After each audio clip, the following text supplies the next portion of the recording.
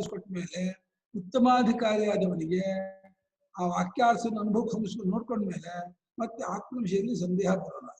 ಶುದ್ಧಾರ್ಥವಾಗಲಿಲ್ಲ ಅಲ್ಲಿ ತಂಪದ ಅರ್ಥ ಗೊತ್ತಾಗಿಲ್ಲ ಅಂತ ಸರ್. ತಂಪದ ಅರ್ಥ ಗೊತ್ತಾಗಿದ್ದವನಿಗೆ ಅದು ತತ್ಪದಾರ್ಥವನ್ನು ಐಕ್ಯವನ್ನು ಹೊಂದುತ್ತೆ. ಆಗ ಅದು ಪ್ರಮಾಣವಾಗಿಯೇ ಆಗತ್ತೆ.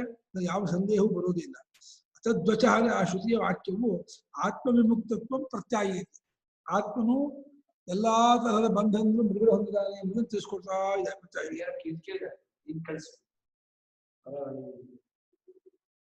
ತದ್ವಕ್ತವ್ಯಂ ಕೇಚಿತ್ ಅನ್ಯೇನ ವಿರೋಧೇ ಅಸತಿ ತದರ್ಥಮೇವ ಸ್ಯಾತ್. ಹಾಗೆ ಆ ವಾಕ್ಯ ಮತ್ತೆ ಯಾವುದಕ್ಕೂ ವಿರೋಧವಿಲ್ಲದಿದ್ದರೆ ಯಥಾರ್ಥವೇ ಅಂತೇಳಿ ಅದನ್ನ ಆಗುತ್ತೆ. ಹಾಗೆ ಹೇಳ್ಬೇಕು. ವಿರೋಧವಾಗದೇ ಇದ್ಮೇಲೆ ಅದು ಯಥಾರ್ಥವೇ ಎಂಬುದನ್ನಾಗಿಯೇ ಹೇಳಬೇಕು. ಯಥಾರ್ಥವೇ ಯಥಾರ್ಥಂ ಏವ ಸ್ಯಾತ್. ಅದು ಯಥಾರ್ಥವೇ ಆಗುತ್ತದೆ, ಸರಿಯಾದ ಅರ್ಥವೇ ಆಗುತ್ತದೆ ಅಂತ. ಓದಪ್ಪ. ಎಲ್ಲಾ ಪ್ರಮಾಣಗಳಂತೆ ಶ್ರುತಿಯು ಸ್ವತಃ ಪ್ರಮಾಣವಾಗಿರುತ್ತದೆ. ಪ್ರಮಾಣಗಳು ಮತ್ತೊಂದರಿಂದ ಪ್ರಮಾಣವೆನಿಸುವುದಿಲ್ಲ, ಅವು ತಾನೇ ಪ್ರಮಾಣವಾಗಿರುತ್ತವೆ. ಬಾಧಕವೇನಾದರೂ ಇದ್ದರೆ ಮಾತ್ರ ಅಪ್ರಮಾಣವಾಗುತ್ತವೆ.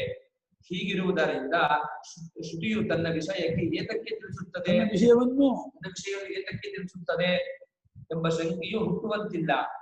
ವಾಕ್ಯದಿಂದ ನಿಶ್ಚಿತ ಜ್ಞಾನವು ಉಂಟಾಗುತ್ತದೆ ಎಂದು ಹಿಂದೆ ತಿಳಿಸಿದ್ದಾಗಿದೆ. ಆ ಜ್ಞಾನವು ಮತ್ತೆ ಯಾವುದೊಂದು ಪ್ರಮಾಣಕ್ಕೂ ವಿರುದ್ಧವಾಗಿರುವುದಿಲ್ಲ. ಆದ್ದರಿಂದ ವಾಕ್ಯ ಪ್ರಮಾಣದ ವಾಕ್ಯ ಪ್ರಾಮಾಣ್ಯದ ವಿಷಯದಲ್ಲಿ ಯಾವ ಆಕ್ಷೇಪವೂ ಉಂಟಾಗುವುದಕ್ಕೆ ಕಾರಣವಿಲ್ಲ.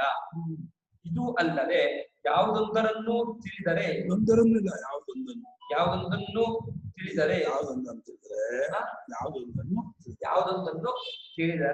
ಎಲ್ಲವನ್ನೂ ತಿಳಿದಂತೆ ಆಗುವುದೋ ಅದನ್ನು ನನಗೆ ಹೇಳು ಎಂದು ಶ್ವೇತಕೇತು ತಂದೆಯನ್ನು ಕೇಳಿರುತ್ತಾನೆ. ಅದು ಅದ್ವಿತೀಯವಾದ ಬ್ರಹ್ಮವು, ಆ ಬ್ರಹ್ಮವೇ ನೀನು ಎಂದು ತಂದೆ ಹೇಳಿರುತ್ತಾನೆ. ಅದನ್ನು ಮಗನು ತಿಳಿದುಕೊಂಡನು ಎಂದು ಶ್ರುತಿಯಲ್ಲಿದೆ. ನನಗೆ ತೋರುವ ದುಃಖವನ್ನು ಹೇಗೆ ನನಗೆ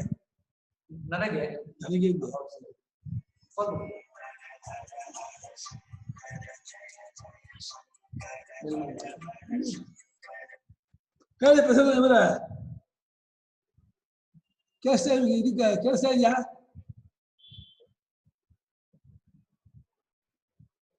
ಗುರುಗಳೇ ರವೀಂದ್ರ ಟ್ರೈ ಮಾಡ್ತಾರೆ. ನಾನು ಕೇಳಿಸ್ತಾ ಇದೆ ಅಂತ ಸುಮ್ಮನೆ ಅದಲ್ಲ ಗುರುಗಳೇ. ಹೌದು ಕೇಳಿಸ್ತಾ ಇದೆ ಅಂದ್ರು ಅವರು. ಗುರುಗಳೇ ನಾನೇನು ಹೇಳಿಲ್ಲ.